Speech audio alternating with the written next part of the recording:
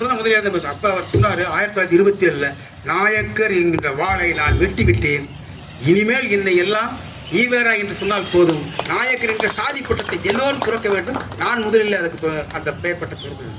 அப்போ அப்படிப்பட்ட ஒரு செயல்பாட்டாளர், கொள்கையை நடைமுறைப்படுத்த வேண்டும் என்று அதில் உறுதியாக இருந்தவர்.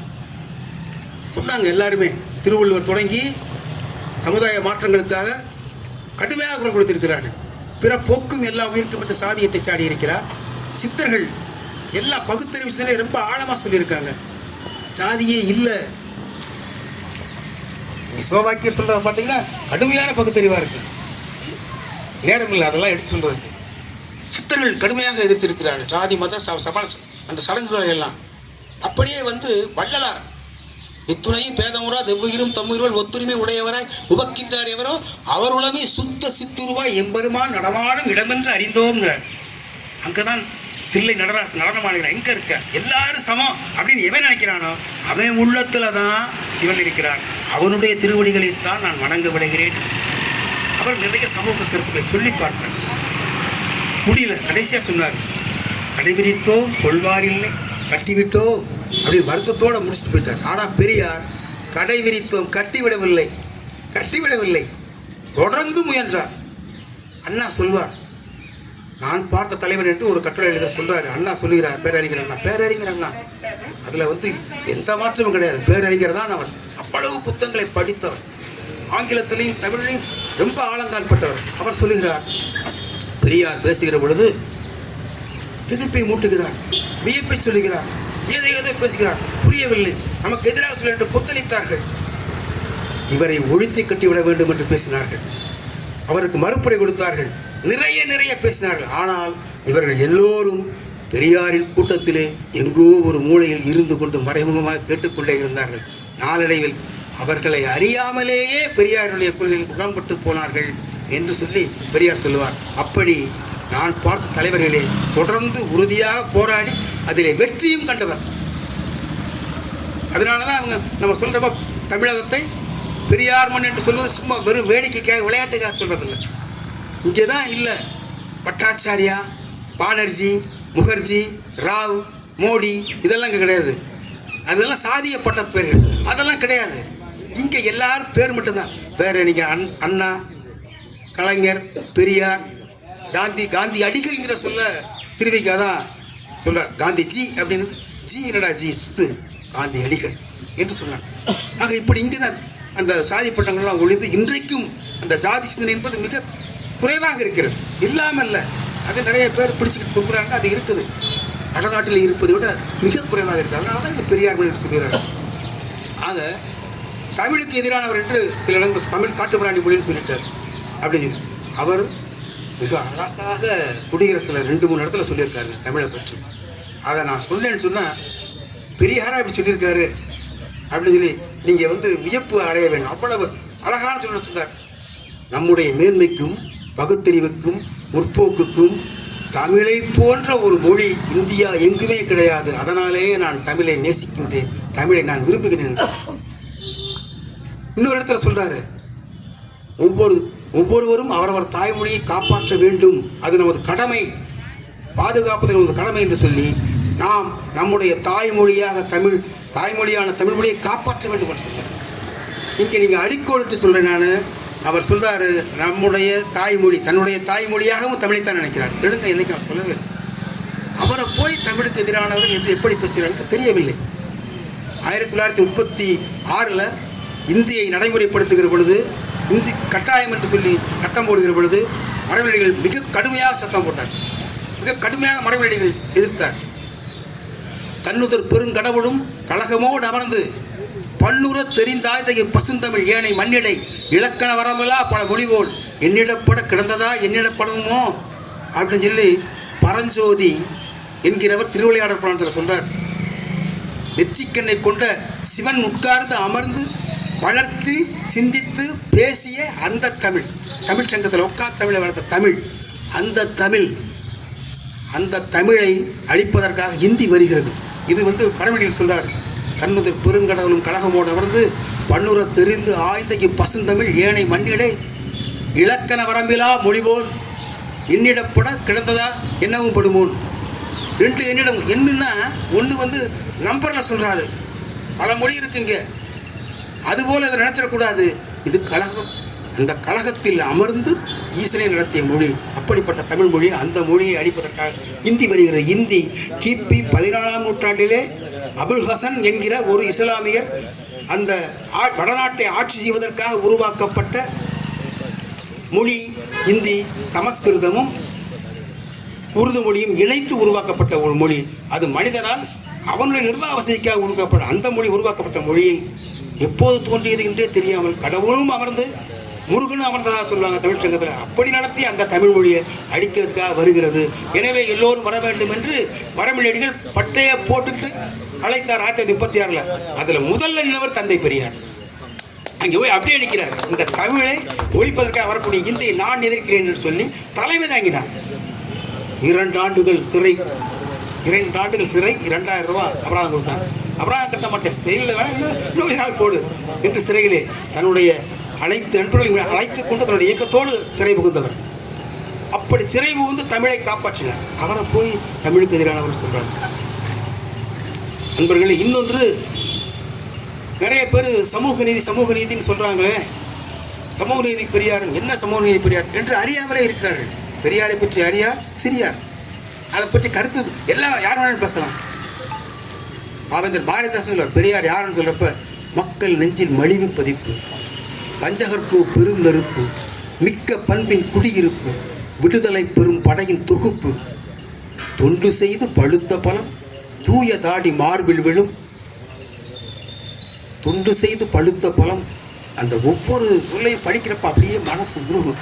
அவ்வளவு கடுமையாக உழைச்சிருக்கார். சொன்னார்ல, அந்த மூத்திர புட்டியை தூக்கி கொண்டு தமிழ்நாடு முழுக்க சுற்றினார் என்று சொல்லி. தமிழ்நாடு முழுக்க மட்டுமல்ல, இந்தியாவிற்கும் சுற்றினார். அம்பேத்கரை போய் பார்க்குறாரு, உங்களுடைய கொள்கை என்ன? பேரறிஞர் அண்ணா அவரோடு சென்று மொழிபெயர்ப்பாளராக போகிறார். பேரறிஞர் அண்ணாவும் தந்தை பெரியாரும் போய் அமர்ந்து கொண்டு அம்பேத்கரோட பேசி, அப்போ அம்பேத்கர் சொல்கிறார், இந்த சாதியை ஒழிப்பதற்காக நான் மதம் மாறப் போகிறேன், நீங்களும் மாறுங்கள், நான் புத்த மதத்தை நோக்கி போகிறேன் என்று சொல்லி. அப்போ சொல்கிறார், நான் மதத்துக்கெல்லாம் வரமாட்டேன், மதம் என்பதே தவறு, எந்த மதமாக இருந்தாலும் சரி, எந்த மதத்துக்கு நான் மாற மாட்டேன், நான் இங்கேயே தான் இருப்பேன், இங்கே இருந்து கொண்டு இதற்கு சீர்திருத்தத்தை செய்வேன் என்று சொல்கிறார். அதனால தான் the father of social reforms movement என்று சொல்லி யுனெஸ்கோ பட்டம் கொடுத்துருக்குது. அப்படி இந்தியா முழுக்க மட்டுமல்ல, உலகத்திற்கும் சென்றார். ரஷ்யாவுக்கு போகிறப்ப ஸ்டாலினிடம் அறிமுகப்படுத்தப்பட்டார் பெரியார். அங்கே நடந்த மே 4 விழாவிலே கலந்து கொண்டு இங்கே வந்து சோசலிசம் தான் தீர்வு, இந்த மனிதகுல அத்துணை சிக்கல்களுக்கும் பிரச்சனைகளுக்கும் சோசலிசம் தீர்வு என்று சொல்லி தமிழ்நாட்டில் பரப்புரை செஞ்சார். இப்போ தான் ஜீவானந்த அவரோட இருந்தார். அந்த பெரியாருடைய வாழ்க்கை 925 வரையில் காங்கிரஸ் இயக்கம், 25 38 வரையில் சுயமரியாதை இயக்கம். அப்போ ஜீவானந்தம்லாம் இருந்தாங்க. 38க்கு பின்னர் அவர் வந்து இன்னும் கொஞ்சம் பகுத்தறிவாளர்களாக அதெல்லாம் உருவாக்குறார். 44லேருந்து இந்த நீதி கட்சியை பாராட்ட நீதி கட்சிக்குள்ள தலைவராகிறார். அதுக்கு பின்னால் 73 வரையில் தொடர்ந்து இயங்குகிறார். நமக்கெல்லாம் சும்மா சின்ன காய்ச்சல் வந்தாலே இந்த கூட்டத்துக்கு போகலாமா வேணாமா அப்படின்னு உட்காந்துருப்போம். அவர் பாருங்கள், 2 பேரும் சேர்ந்து தூக்கிட்டு வர்றாங்க. எனக்கு நான் 9வது படிக்கிறப்ப நான் பெரியாரை பார்க்குறேன். அப்போ வந்து எனக்கு பெரியாரை முதல்ல பிடிக்காது, சாமியவே கடவுளவே இல்லைன்னு சொன்னார். இவரை போய் நான் பார்க்க வரமாட்டேன்ட்டேன். என்னுடைய நண்பர் ஒரு அறவாளின்னு அவர் தனித்தமிழ் இயக்கத்துக்கான தமிழ் பற்றினால அவரோட நட்பாக இருந்தேன். அவர் வற்புறுத்தி என்னை கூட்டி போனார். அங்கே போய் உட்கார்ந்ததுமே பெரியார் 6 மணின்னா 6 மணிக்கு வர்றாரு. 2 பேர் தூக்கிட்டு வர்றாங்க. அந்த கூத்திர சட்டியை அந்த பாட்டிலில் விழுகுது. இடுப்புலேருந்து அந்த சிறுநீரகத்துலேருந்து நேரடியாக வருது. அதை தூக்கிட்டு 3 பேர் சேர்ந்து தான் பெரியார் கொண்டு வர முடியும். அப்படியே கொண்டு வந்து உட்கார வைக்கிறாங்க. உண்மையிலேயே என்னுடைய மனதில் அப்போ தான் தோன்றுச்சு, ஒரு தலைவன்னா இவன் தாண்டா தலைவன். இவ்வளவு உடல் உபாதைகளுக்கு இடையே ஒரு பெரிய கோடீஸ்வரன் உட்காந்து அனுபவிக்காமல் நாடு முழுக்க நகர் முழுக்க சின்ன கிராம வேட செஞ்சோம். அங்கே தான் முதல்ல சந்திச்சேன். போகிறார், எல்லாத்தையும் எளிமை சந்திக்கிறார். அதனால தான் சொல்லணும், துண்டு செய்து படுத்த படம் தூய தாடி மார்பிலும் மண்டை சுரப்பை உலகுதோடும் மனக்குகையில் சிறுத்தை எழும் என்று பாவேந்தர் சொன்னார். இவர் தாண்டா பெரியார், இவரை பார்த்து தெரிஞ்சுக்க, இவரை தான் பெரியார் என்று சொல்லி. அப்போ இந்த சமூக நீதி, அதை மட்டும் நான் சொல்லி விடைபெறுகிறேன். சமூக நீதி என்பது 1921 நீதி கட்சி ஆட்சியின் பொழுது டாக்டர் சுப்பராயன் என்பவர் கொண்டு வர வேண்டும் என்று முயற்சி செய்தார். அவர் தான் முதல்வராக இருந்தார். 21 போட்ட அந்த சட்டத்தை போடுறதுக்கு ஆரம்பித்தார். அப்போ இரட்டை ஆட்சி, வெள்ளைக்காரங்க ஆட்சி பண்ணுவாங்க, அவங்களுக்கு இங்கே தமிழ்நாட்டில் ஒரு ஆட்சி நடக்குது. அந்த டொமினியன் அந்தஸ்தும்பாங்க, 2 ஆட்சி.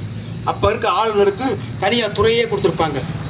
நிர்வாகம், வருவாய்த்துறை, நீதி, இது 3 வெள்ளைக்காரன் ஆளுநர் இருப்பான்.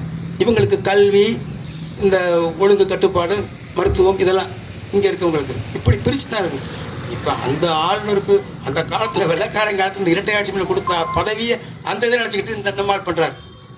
ஆக 1921 போட்ட சட்டத்துக்கு எதிர்ப்பு வந்துச்சு. சமூக நீதி வேண்டாம், இதெல்லாம் இடஒதுக்கீடுலாம் கூடாது, வகுப்பு வரி பிரச்சனை கூடாது என்று சொல்லி கடுமையாக வந்தது. 1921 7 ஆண்டுகளாக கிடப்பில் போடப்பட்டிருந்தது. 1928 தான்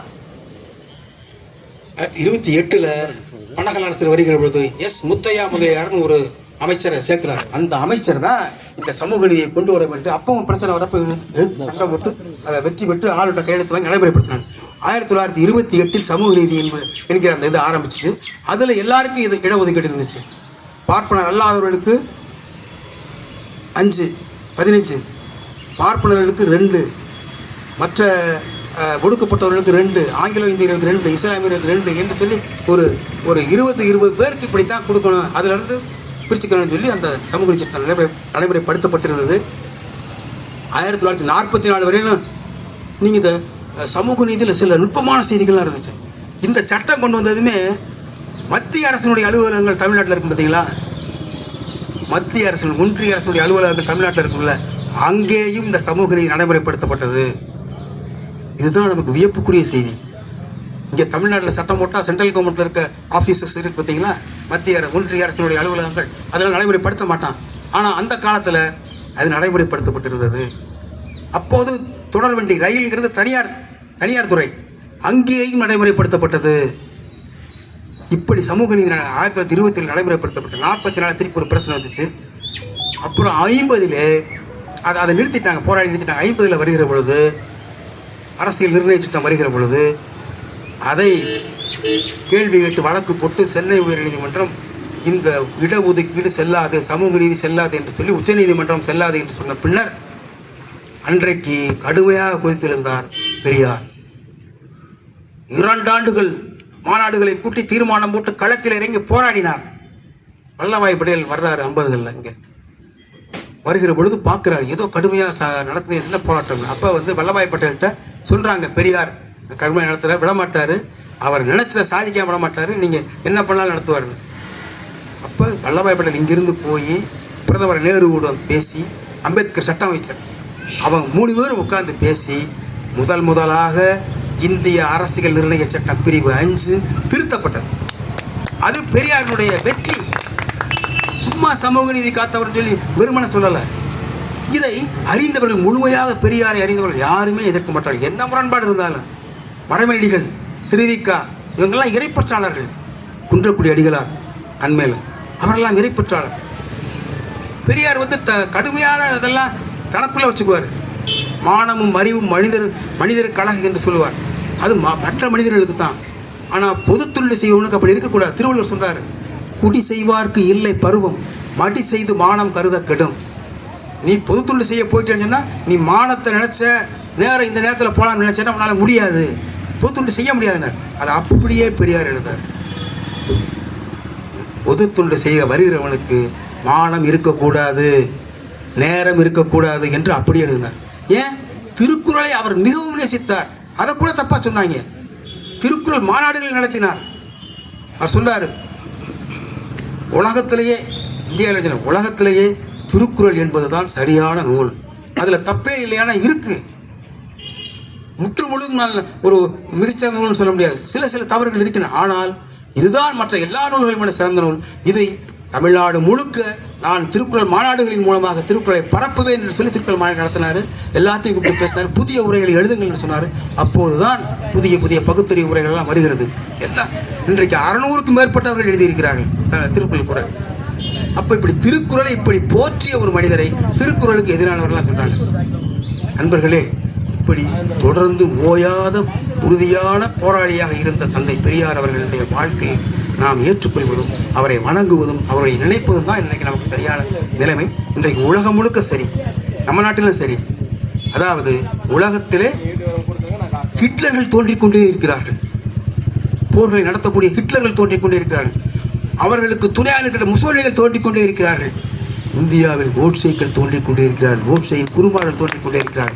ஆனால் அதை சரி செய்ய மாமேதை லெனின், ஸ்டாலின் போன்ற உலக அளவில் தோன்ற வேண்டிய தேவை இருக்கிறது, மிக குறைவாக இருக்கிறது. இங்கே இந்தியாவிலே தந்தை பெரியார், பேரறிஞர் அண்ணா, காமராஜர் போன்ற தலைவர்கள் நிறைய தேவைப்படுகிறார்கள். இன்றைக்கு பெரியார்கள் நிறைய தேவைப்படுகிறார்கள். ஏனென்றால் சமுதாயம் சீர்கெட்டு கொண்டே போகிறது. அவர் ஓடி ஆடி உழைத்து உருவாக்கிய அந்த சிந்தனைகள் எல்லாம் மறைந்து கொண்டிருக்கின்றது. அவற்றை புத்தாக்கம் பெற செய்ய நிறைய பெரியார்கள் தேவைப்படுகிறார்கள். நாம் பெரியாருடைய கொள்கையை நெஞ்சிலே ஏந்தி அதற்கான பணிகளை தொடர்ந்து செய்ய வேண்டும் என்கிற அன்பான வேண்டுகோளை உங்கள் முன்னே வைத்து வாய்ப்புக்கு நன்றி கூறி அமைகிறேன். நன்றி.